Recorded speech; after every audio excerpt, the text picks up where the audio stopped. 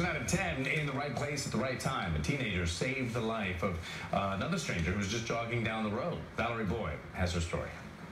17-year-old Julia Struby was on her way to school on Tuesday morning when she noticed a man lying in the middle of Lake Butler Boulevard. Police say he was unconscious. I called 911, and then my other neighbor pulled up, and we saw this man. He was unconscious. Ironically, Julia's grandpa, Don Struby, was already there with another neighbor trying to help the stranger. We stopped traffic. We were worried about him being run over. It was a dispatcher who walked Julia through CPR over her cell phone. The neighbor, he was holding the phone for me, and I was doing compressions, and we were all just hoping he would regain consciousness. Julia says the dispatcher told her to do 600 chest compressions on the man who was in his 60s and had no pulse. When I was giving him CPR, his hand, his finger touched my hand. So I don't know if that was just like a reflex or something.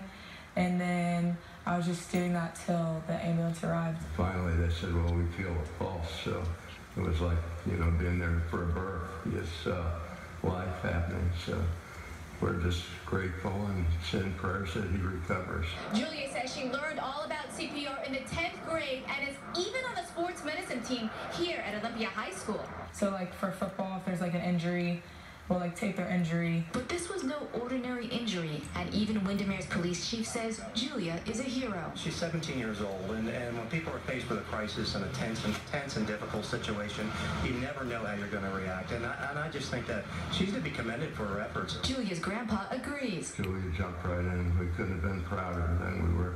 She saved his life, I'm sure. But Julia says something inside of her took over and led the way. It was really just the Holy Spirit that came over me and helped me to become calm and collected and remain calm in the situation. Chief Ogden says the patient's health is improving in the hospital. Meanwhile, Julia and her grandpa hope he'll be okay.